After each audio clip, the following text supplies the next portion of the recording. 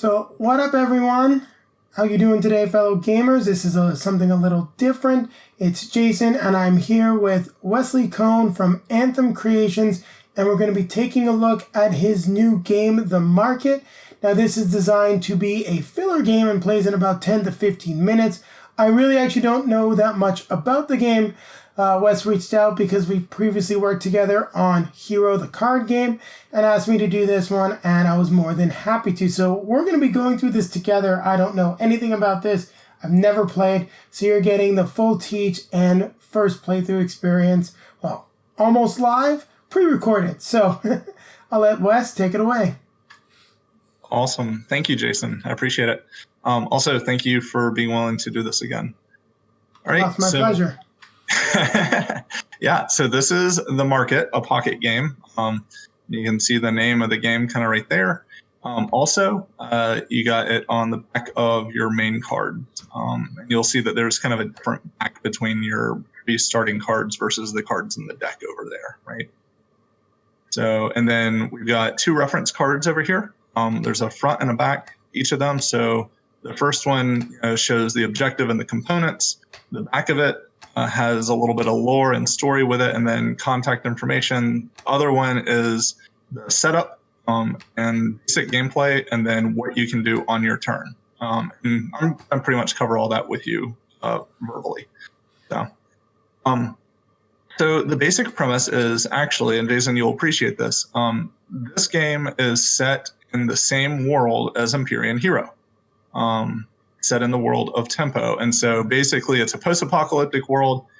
We've endured the Great One-Day War, and we have endured the Great Cataclysm.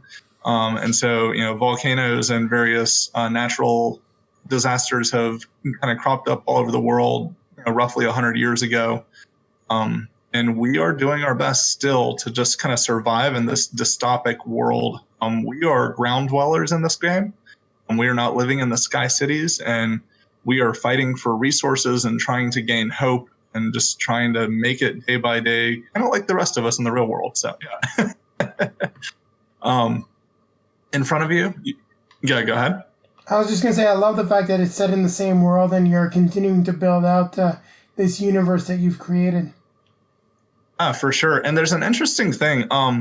So I watched a Jamie Stegmaier segment recently, and somebody actually asked him if he was going to ever develop games in the same world as like Scythe, for instance, right?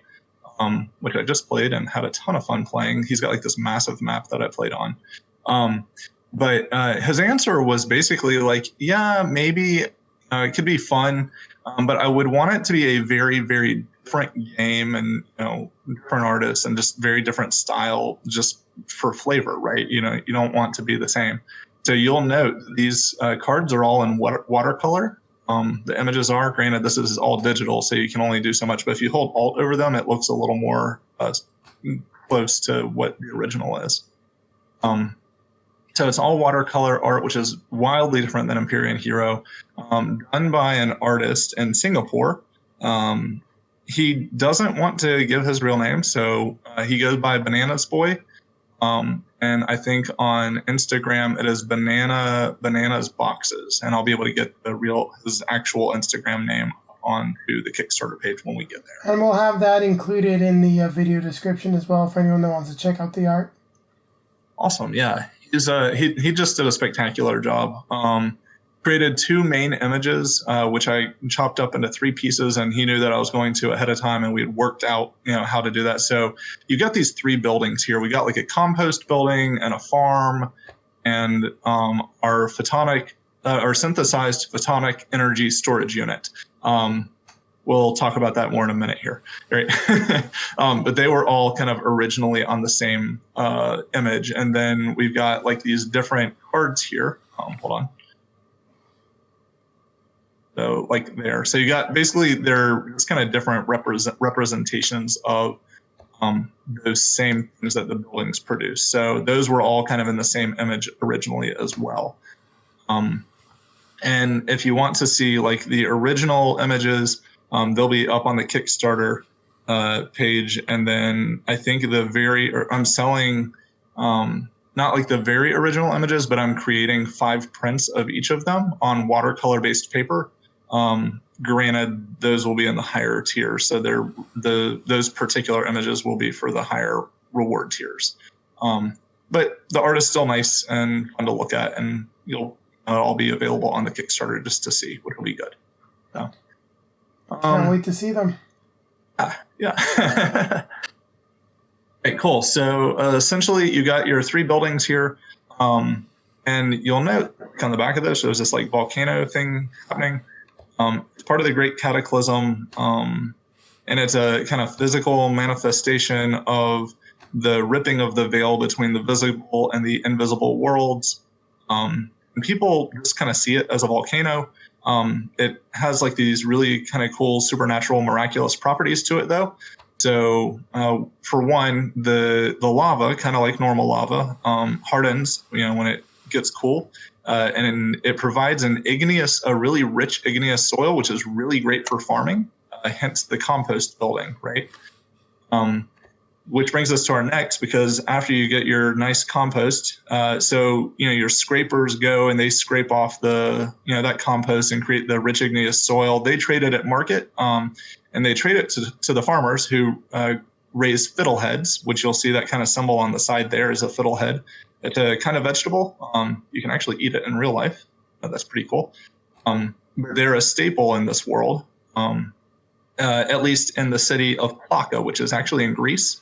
And I don't think fiddleheads are actually a staple in Plaka in real life, but in the future version of the dystopic world, they are. Then the problem is that things are kind of rough in terms of like weather and whatnot in these days. So what the people of the world of Tempo in the city of Plaka realized was that they could take that edging from the volcano here, right, and they could synthesize it into a photonic light energy, which is essentially like liquid light. It acts as sunlight and as water when you pour it onto a plant. So you don't even need real sunlight. So we just call that like synth light. That's pretty cool. Yeah. So that's just a little bit of the lore. Essentially, in the gameplay, ultimately, we're trying to gain hope. You'll see like hope in the corner here on this card.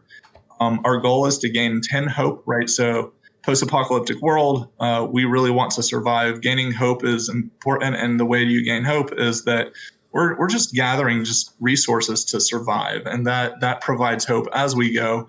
I don't think that's a really great message to preach, that worldly things are providing hope, but there is a very real sense of survival that is important, and so there is a element of hope there, a very natural hope, right? So to buy these, you'll see there's a cost the bottom of the card here. So it requires 3 compost, 3 fiddleheads, and 5 synth light. And so these cards will help you to purchase it. Understood. Go ahead. So I can see that there's some different values on the cards. So I'm guessing we're going to be rotating them to gain some resources. That is exactly how it's going to play out. Yeah, I was really excited when I came. I want to say that I came up with a mechanic, but since then somebody has shown it to me in a different game. I think Catan Duel has something similar. Never played Catan Duel, so I didn't know that. But when the thought crossed my mind that rotating cards could be used in that way, it was a really exciting thing, and I knew I had to create a game out of it. But yeah, on your turn, you kind of have one of 3 choices. One, you can like gain 2 resources. So it could be like the same resource or 2 different ones, right? So you could do that, right? So now you have 2, or you could do like 1 and 1, right? And your resource is always whatever is kind of facing the middle of the table. All right, so that's one option. So either gather 2 resources. Another option is that you can press your luck here. So you take a card from the top of the deck, you flip it. If you can afford it, then you may buy it. You're not required to. So if you had 1 compost, then you could buy this card. You're going to take it. You're going to place it underneath of the card that it matches, right? So this is compost, and on the side symbol there, you'll see a compost symbol, so it goes under here, right? Then these are spent kind of as temporary resources. These become permanent resources. So In the future, if you need more compost, you don't necessarily have to have compost here because it only requires one, so you just use that one. And do we have to spend the card, or the card stays there permanently? Yeah, the card stays there permanently, so it is a perma resource. Okay, so pushing your luck and getting those right cards can really help you get your engine going a lot faster. Exactly. And the really cool thing, I think, about the engine building here is the math is done pretty well in the deck. There's 12 cards on the deck. And there's kind of 4 different tiers of cards. So like if you have one resource, a singular resource of each of the 3 different resources, you have a 25% chance of pulling a card off the top of the deck you can afford. If you have like 2 and 2 and 1, then you're pretty close to a 50% chance. So, you kind of have to decide how soon do you want to press your luck. On the other hand, the tier 3 cards, let me see if I can find one of these. Nope, that's a tier 1. Tier 1. Like this one right here, the 3, 3, and 3 cost. You'll know the tier 3 card is like 4 points. I think there's 1 3-point, there's two 4 points, and 1 3-pointer. They can all be purchased with just these 3 cards alone without ever having to build an engine, which is enough to win the game. The problem is you have to build up a whole bunch of resources, right? So one strategy is just shoot for the tier 3 and just save up lots of resources and just go for those and let your opponent press their luck until they can't afford stuff. Another strategy is to really build that engine with your really low level cheap cards, right? And then there are a couple of level 4 cards that you can't really afford unless you have some extra resources, like this one. So you'll see it says like it requires 4 synth light. So you would have to have at least 1 under there, and you would have to be fully loaded on the temporary card as well in order to afford that. I'm eager to see how this is all going to work in actual play. For sure. So I've told you 2 of the options. So one option was gather resources by rotating cards. Another was to flip a card and purchase it or not purchase it. Third option is if there are cards already in the middle of the table, you can buy from those cards as well, right? So if you went for like the press your luck option, you'd flip a card, you'd look at it. If you can't afford it, you leave it out there for anybody else to purchase or for you to purchase at a later time. So that's the bad thing about pushing it. Like if you can't afford it, you might be playing right into your opponent's hands. Exactly. Yeah. And that is the game. So gaining resources, shooting for permanent resources to build your engine or not build your engine, kind of depending on your style of play. Read your opponent well, kind of see what they need and don't let them get it. Ultimately, your goal is to get 10 hope in order to survive in this world because nobody else is really going to help you to get to that point of survival, right?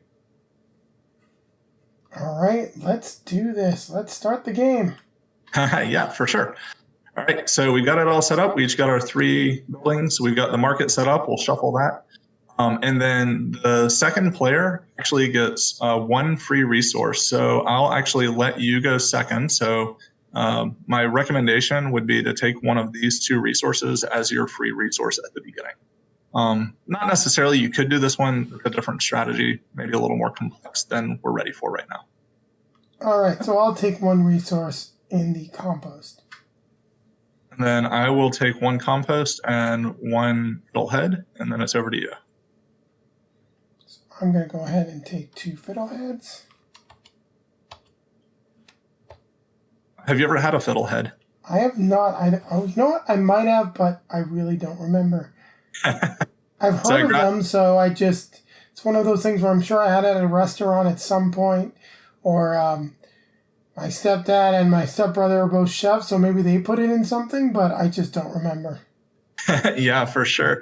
And if you have like any listeners or viewers here that really like playing violin, they could create a band and call themselves the Fiddleheads. That would work very well. Although a lot of people would argue that there's a difference between a fiddle and a violin. All right, so I gathered 1 compost and 1 synth light there. So I'm going to go ahead and flip over from the top of the deck.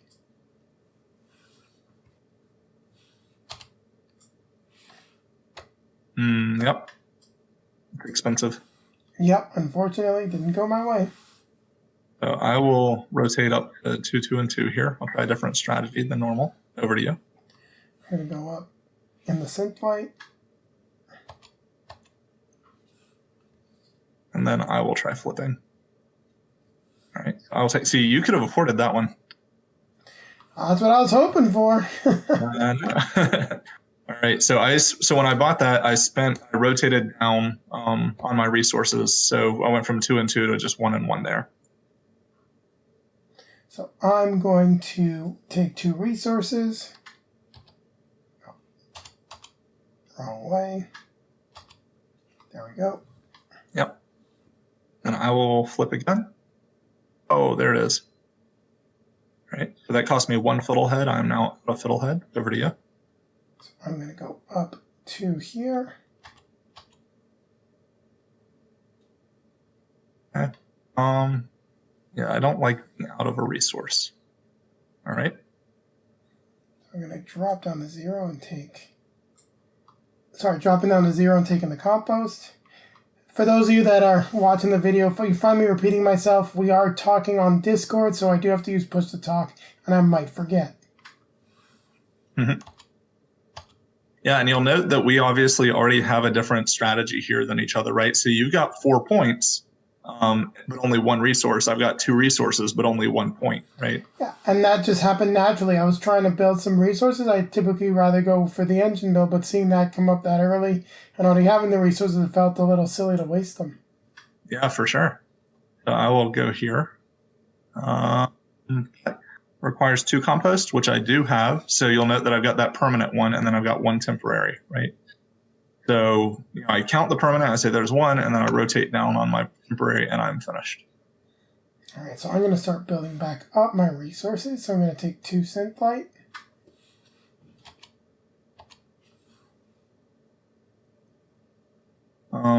I still feel okay. I'm 1, 2, or 1, 3, and 2, 3, 1, 3, and 3. So I think I can probably afford something else. Yep. That cost 1 synth light. I'm going to go up to 2 fiddleheads. I think I try to flip again because I'm obviously on the engine building track here. Just kind of naturally fell into that. I cannot afford that one. Oh, wait. 2, 4. Yeah, I can't afford it because of the synth light. I've only got 2 here. All right, how am I going to pull this off? Let's see. I'm actually going to push my luck. Yep. And for a more flavorful term, you could say you're going to explore the market, right? It's kind of like you're walking around and looking around and discovering new things. Unfortunately, that one came out to be a little more expensive than I would have liked. Okay. I gathered 2 compost. Your turn. I'm going to gather another fiddlehead and a compost. I'll gather 2 synth light. Now it looks like I can grab that one that's 3 hope. I have the 2 composts, I have the 3 fiddleheads, and I have the 2 synth light. Correct. Yep. So you spend, yep, there you go. I think that was down, yeah, there you go. And then your synth light. Oh, forgot that one. There it is. Nice. So you're sitting at 7 points, and I am sitting at 2, which is not good for me. I need to solve that problem, but I think I can afford this one now. So we'll take that. Pick up 4 points. That cost me 2 composts. So I've got 1 permanent, 1 temporary. Plus 4 fiddleheads, I have 2 permanent. Spend my 2 temporary ones. And it cost me 3 synth light. I had 1 permanent, so I get rid of 2 temporary. over to you. I'm going to go shop the market. Oh. There we go. Another compost. Ooh, that's a free one. Yeah, take it. Nice. Okay, I'll do the same. Oh, wow, that's expensive. That could be a game. That could be a game if I can get it. Let's see. So the question is, because I'm probably going to shoot for this one, right? I need to gather some resources. I've got the 2 synth light in order to bolster myself up to 5. So the question then is what do you do to try to get 3 more points, right? I think I need to boost some resources, but excuse me, but I don't think going for that one makes any sense. So I'm going to grab 2 synth light. Okay. And I will definitely gather some resources here. All right. So now as I've got enough resources to potentially buy something, I'm going to see what we can get. Oh, that's rough. Yeah. I think that's game. Not quite. I still have to gather 1 more time, I think, because I have to have 3 composts. I've only got 2. And then I need 3 fiddleheads. I've only got 2. So now I have enough. So the question is, what do you pull here? Oh, no. Oh, no. It was worth the right amount of points, but the type of resources were flipped. Yeah, just not quite what I needed. I wonder what the last card was. I don't know if there was... No way to do it. No. I think you had the 3-pointer that... Well, even then you would have needed more fiddleheads. So that is the market, a pocket game. And you could see when, like, if you're not talking through everything, you're just playing, you can actually finish this game in about 5 minutes. No, it definitely has that perfect speed. I like the fact that I can see that this plays up to 4 players. Is it the same amount of cards with 4 players, or are there more cards? So this is just the TTS version. You would need those cards would not exist in a standard set of the games. There's 18 cards that come with it. Play 3 to 4 players. You would need 2 decks. Okay, so you can play this with more players, but you just need to have an extra set of the game. Correct. Yep. Which is pretty good because it's 18 cards. So it's pretty cheap game. We're looking at probably about $12. Yeah. Well, that's a great price for a pocket game, especially one that you're bringing to market that is fully developed. We've seen a lot of Kickstarters that I find that are coming to market these days that they need some more baking, and even some larger companies are bringing some fairly half-baked ideas to the table, unfortunately. Yeah, so the math is all cleaned up. The art is all finished and ready to go. You'll even note, I think I noted it before, but like the backs of the building cards actually print art than the resource cards are. So you can kind of see the difference between those two. Then some other things, the game will be made entirely in the United States. And on top of being made in the US, because of that, it actually is going to speed up production time significantly. So on my Kickstarter, you're going to see that it's going to say like December 2021, and that's me creating a buffer zone. But based on my experience having produced 1 game already and gotten a feel for what's going on, the guy who's making the cards is actually going to be making the tuck box for these as well. And so that will speed up the process there, and hopefully I'll be able to get it out way before December 2021. Oh, that would be awesome. I'd love to see Kickstarters that come out with a fast turnaround time. Although I did get conned a little bit on one of those ones, which was also a card game, but I fell for the IP. I should have done more research, which is not the case with this one. No, that's really frustrating. And I would just point you back to my track record on the first game and say I fulfilled incredibly quickly on that and succeeded. So I'm very thankful. You did a fantastic job. You produced a great game with very easy to understand rules, and just going through this one with you, this is very easy to teach, and it's a great filler game. I can definitely see how if you want to have this for a nice filler, depending on the size of your game group, you can go with 1 deck, but I'd say most game groups probably need 2 decks, or at least 2 people to have 1 deck of cards. That way you can really use it as a filler when you're waiting for people to show up. Yeah. I also like it. I don't know if you're anything like I was when I was a kid, but when I was a kid, my dad and my mom would sit there and they would like get the sugar packets and we'd play like paper football at the table when we went out to eat. Or we'd play like the dot game or tic-tac-toe on the paper with the crayons. You take this and you can play sitting there at the table. And to kind of follow up at that point, my main playtester, and this might scare some people, but my main playtester is a 4-year-old. Well, I guess she's 5 as of today, but generally speaking, she is a 4-year-old. She was a 4-year-old when she playtested this a lot. That is awesome, because having more games, especially games that take less amount of time, are a great way to play with kids to also help them develop into gamers and also work on their cognitive abilities. It's been interesting listening to some different podcasts and content creators who have brought up their kids in a gamer household and then trying to play with cousins and other people that haven't been brought up in a gamer household and just see the big difference in terms of what they can understand and what they can play. Yeah, for sure. Absolutely. The last thing I want to note is that I'm actually working with a company to produce, I guess, like a higher level reward tier for the Kickstarter. And the company's name is Loyal Strickland, and they actually produce wallets, leather wallets, which are really high quality, and they inspect them and do an incredible job. And they have that really good leather smell about them also, which is nice. But these wallets are generally, really high quality, brand name kind of things. And they have a wallet called the Johnny wallet, which was perfect for my game to go into. And so I contacted them and reached out, and we've got a tier level where basically if you put $50 toward the game, you get a copy of the game plus a Johnny wallet, which you can put the card game inside of and carry with you as well, which is exciting. That's very cool. I can't wait to see what they look like. Yeah, for sure.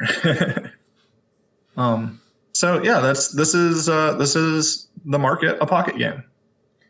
Awesome. Well, I hope everyone enjoyed this video.